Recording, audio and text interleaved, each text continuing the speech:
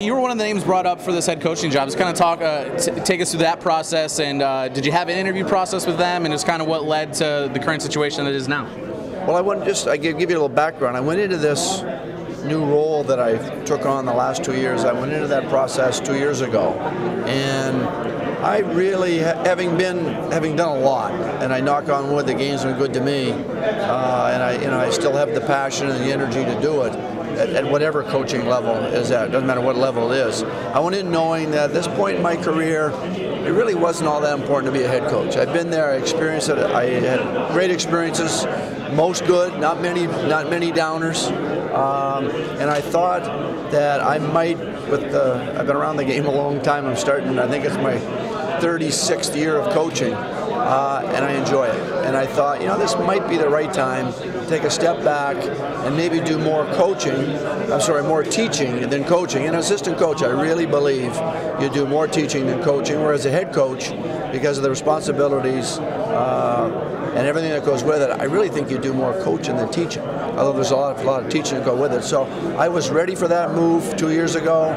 Nothing's changed my mind 2 years later. I had a great 2-year experience here. And that's whether we won the cup or didn't win the cup. I've really enjoyed the role I have. I've embraced it and running with it. So I told Ottawa when Kurt stepped down, I said, look, if there's someone that you believe in, someone that you've got in mind, someone that you like, by all means do it. Don't worry about me. I'm a big boy. It's not going to hurt my feelings. Just know that if you go that route, I'd love to stay on because I've enjoyed my experience and I think I have a lot to offer. That said, they found the right guy, and I really believe they have.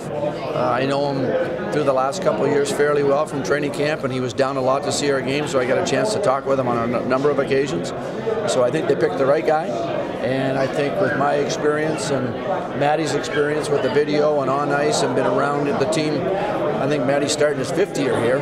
I think we can be really helpful. Above and beyond my day-to-day, that I'll be doing for him, whatever assignment he gives me. A lot of little things got to get done. He doesn't need to worry about them. I'll take care of them. Now, you said you like teaching as part of your coaching duties. You might get a chance here to teach the new head coach, and since you've been a head coach before, kind of talk about that relationship where it's going to be a different dynamic than a typical head coach-assistant coach relationship, where you're going to be kind of teaching in some things as well. Well, yeah, maybe. I really see my role as maybe a mentor, maybe a sounding board, just to run things by me. He didn't give them,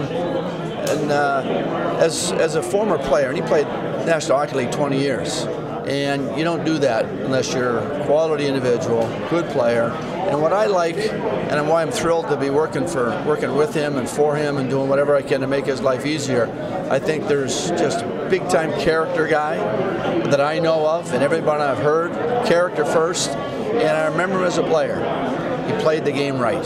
So between the character and the way he played, I'm sure he's going to be able to teach me a lot of stuff.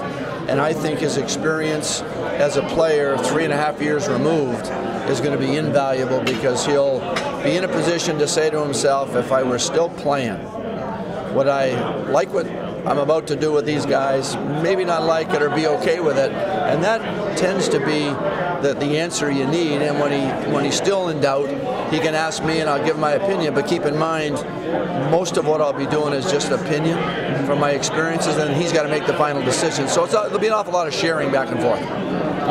The cupboard was left. Fans felt like the cupboard was a little bit bare last year, and the team struggled. But a year of experience for those young guys last year should really help this team. What are your expectations for the B-Sens coming up this season? Well, I think you hit it right on. I think guys like Hoffman, Gryba, Weirkosh, Grant, Cannoni, and the last two, Grant, Cannoni, really only first-year players. The other guys were second-year players. You got Davey Zerzinski, who's coming off a good year and really made huge strides that we'll expect him to take it to the next level. So I think that's a group there that are going to be third-year pros that'll be better players. They'll be in a little better position to take on some leadership roles, so that whoever the club brings in for veteran guys, and I think they will bring in a few veteran guys that are not only really good players, but outstanding individuals, like we had the year before with Andre Benoit and Ryan Keller, just Derek Smith, just to name Cody Bass, just to name a few. I think you'll see a few of those kind of guys. That between the third-year pros that are maturing,